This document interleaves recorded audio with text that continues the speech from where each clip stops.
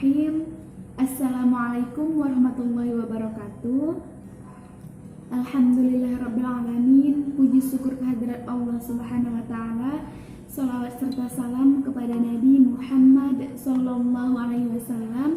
Allahumma salli wa sallim wa barik alaihi.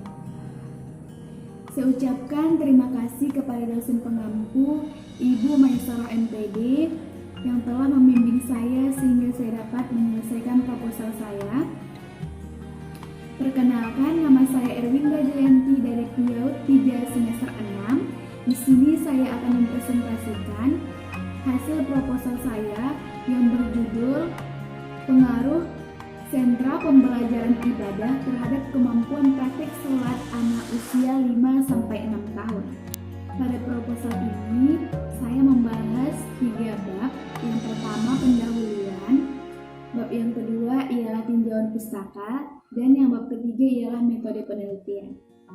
Baiklah, pada bab pendahuluan, saya mengemukakan latar belakang masalah di mana membahas tentang pentingnya kemampuan praktik sholat anak usia dini. Kemampuan praktik sholat anak memiliki peranan penting terhadap pembentukan karakter anak dalam kehidupannya sehari-hari dan untuk bekal pada perkembangan karakter anak usia lanjut. Kemampuan praktik sholat ini maksud ialah kemampuan anak untuk mempraktikkan bacaan dan gerakan sholat dengan baik dan tertib. Dari identifikasi masalah, observasi awal yang peneliti lakukan di TK Taman Harapan, terdapat satu kelas anak usia 4-6 tahun. Pada satu kelas tersebut terdapat beberapa permasalahan. Salah satunya ialah tentang kemampuan praktek sholat anak. Selanjutnya, pembelajaran menggunakan sentra ibadah dapat mengembangkan aspek perkembangan nilai agama dan moral anak usia 5-6 tahun, yaitu mampu meniru kegiatan ibadah berupa kemampuan praktek sholat, di mana anak mampu mengenal ibadah sholat dan mampu mempraktekkan gerakan serta melapaskan bacaan-bacaan sholat tersebut.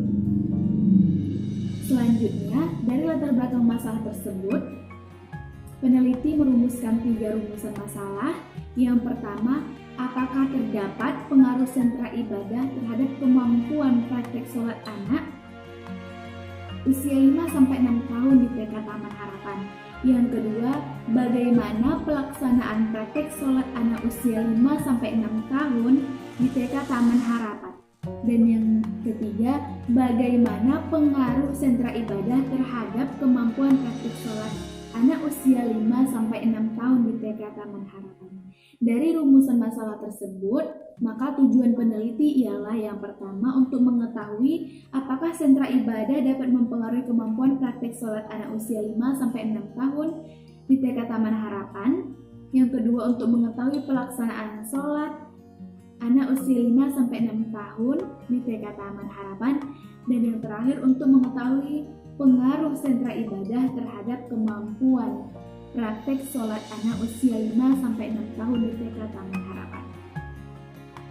Selanjutnya, bab yang kedua ialah tinjauan pustaka, di mana terdapat kerangka teoritis yang peneliti membahas. Yang pertama ialah definisi kemampuan praktek sholat anak. Kemampuan praktek sholat anak ialah kesanggupan atau kemampuan anak untuk melakukan gerakan dan bacaan-bacaan sholat yang dimulai dari niat hingga salam. Kemampuan praktek sholat mempunyai peranan penting bagi keberhasilan dan kecerdasan spiritual anak. Perkembangan praktek sholat anak dimaksudkan adalah agar anak membentuk karakter anak dalam menjalani kehidupannya.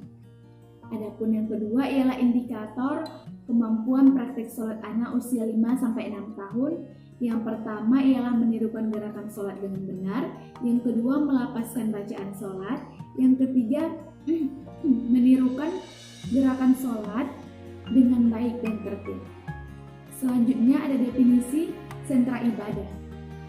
Sentra ibadah adalah di dalamnya menanamkan aspek keimanan dan ketakwaan kepada anak usia dini yang dilengkapi dengan media pendukung yang berdasarkan dengan aspek-aspek nilai-nilai agama yang akan dikembangkan kepada anak, di mana pembelajaran sentra tersebut disesuaikan dengan standar pembelajaran sentra yang biasa disebut dengan DCCT.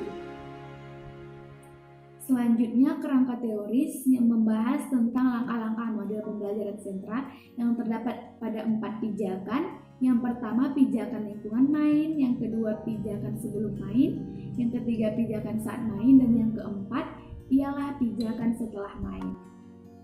Model pembelajaran sentra ibadah ini bertujuan mampu mengenalkan dan memberikan penerapan hidup beragama sebagai muslim dan muslimah, dan serta fokus mengembangkan kemampuan dasar keimanan dan ketakwaan diintegrasikan ke semua bidang pengetahuan pengembangan dasar.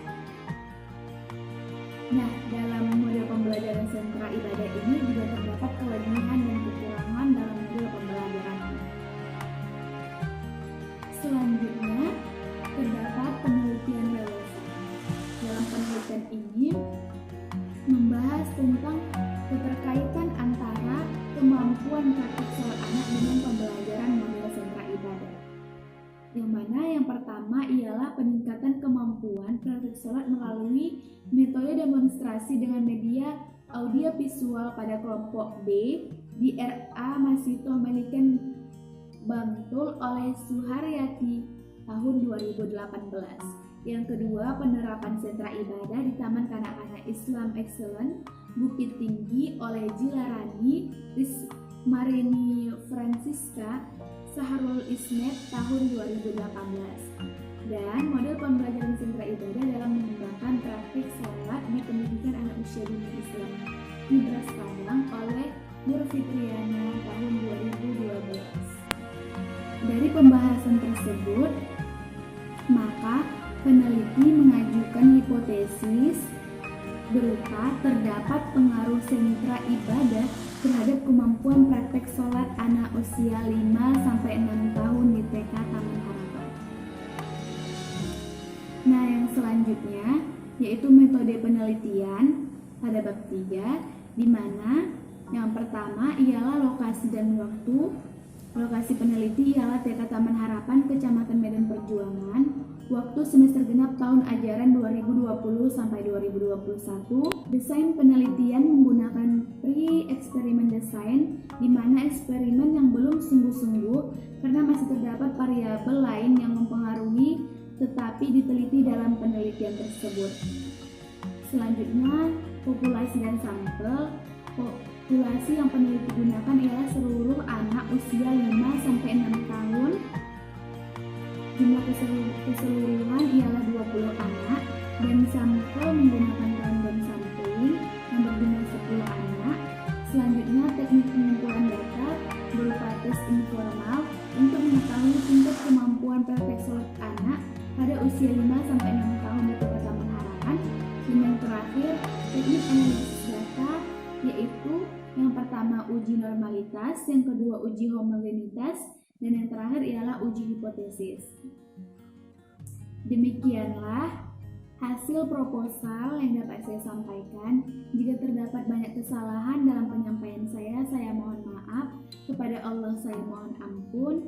Akhirul kalam. Assalamualaikum warahmatullahi wabarakatuh.